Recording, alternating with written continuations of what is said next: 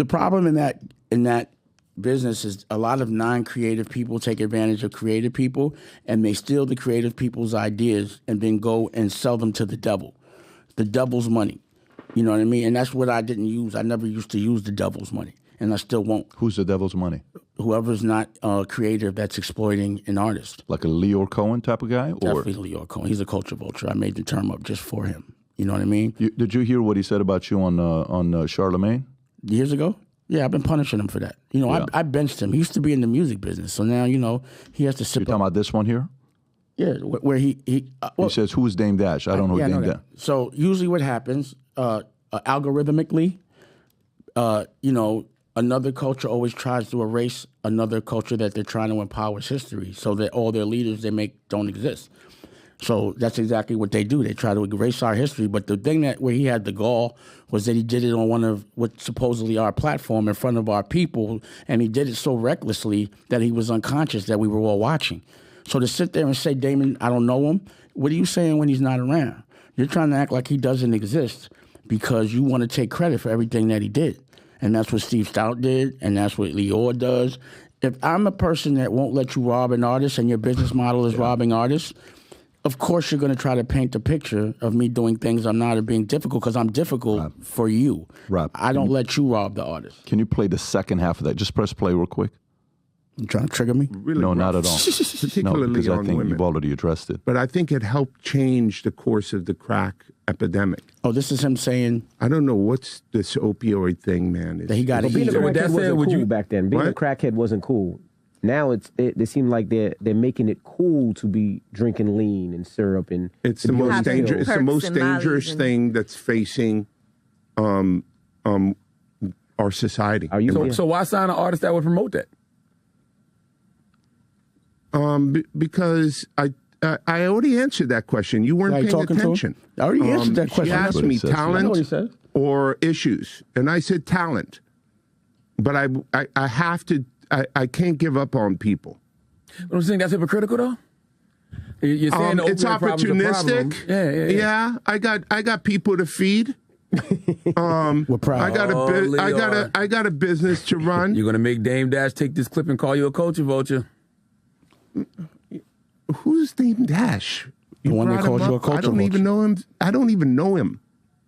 So How many times you have you bring had meetings his with name him? Up. I don't even know. How him. many times So- have you sat with them for him to say something like that? That's why it's ridiculous, and everyone laughed at him. I couldn't even count the times how many times he sat with me. You know what I mean? I was his boss. That's how I looked at it. You know what I mean? I was representing my company. He was representing someone else's. So he needed you because you were bringing opportunities to him. Well, he needed volume for his company. Makes sense, yeah. That's what they needed. You know, Right. but it wasn't his company. It was Universal's. They had got bought. Got it. And what I never liked about that situation is how did he keep a job and Russell didn't? You know what I mean? Yeah. And then they got Russell sitting in the lobby trying to get a deal. I'm like, yeah, can't do that to Russell. It was Russell's joint. And that's what usually happens, right? The person that starts it, like a Russell, ends up not getting completely the credit for it down the line. So he's going to take credit for Def Jam too. In a minute, he's going to say he don't know Russell. You know what I mean? That's what they do. And the thing that was problematic about that is I didn't like when Charlemagne said, you're going to make Damon call you a culture vulture. Why didn't he just call him a culture vulture and check him right there?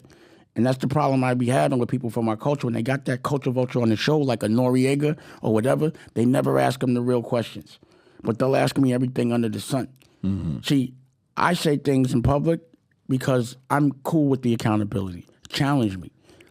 Show me where I'm wrong. Show me a tape or a video with some receipts that prove me wrong. And I'll have a conversation with Lyor, Jay, Steve Stout, any one of those people that have been painting a picture of me being a certain way so that other people won't work with me. I would challenge each one of them and we could, let's see how many people are mad that you robbed and see how many people are mad that I made rich. You understand what I'm saying?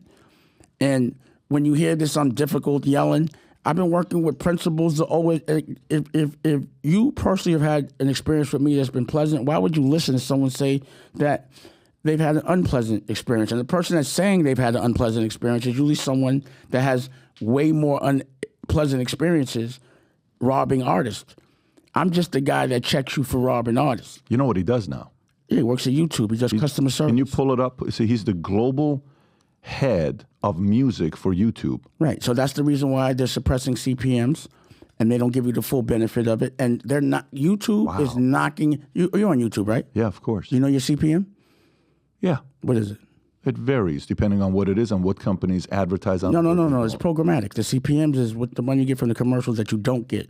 So you don't know. 55%, if that's what you're saying. No, not from YouTube. You do not get 55%. That's impossible. You wouldn't even be able to get accounting from YouTube. You'd have to get an email, and then they have Tuma get to you. So what happens is, and you're a genius, right? You're smart. You've done business, but you're letting them rob you, and you don't even know how they're robbing, and that's how they take advantage. Do you get the benefit of your data?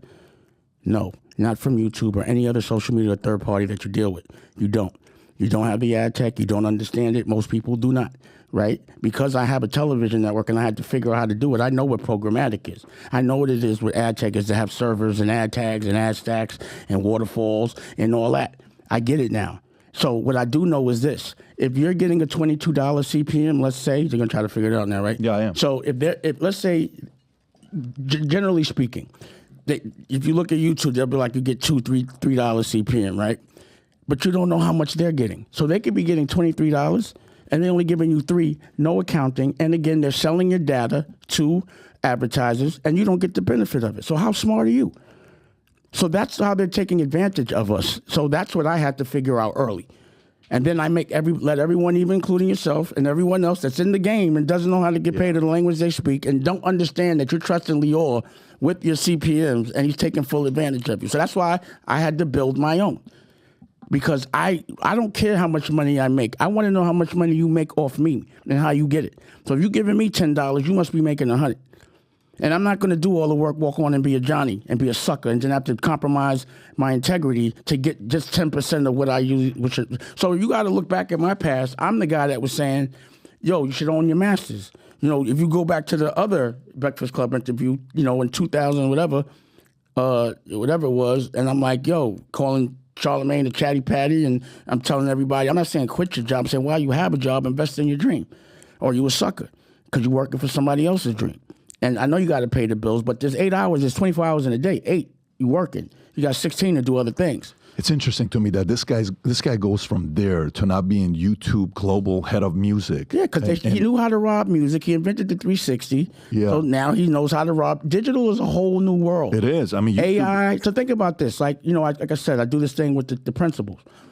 A teacher and a principal right now did not get taught about AI, CPM, Web3, or any of the futuristic things that are happening now in school. So how are they going to teach a student? How could the student be smarter than the teacher right now? And that's what's happening. But that's the case, though. I know. So then how are they still teaching? Right. So he understood the game enough. The reason why the 360 deal was made was he was so mad that they couldn't get no money from Roc-A-Wear because I named it Roc-A-Wear, not Rockefeller, so they couldn't benefit from the name.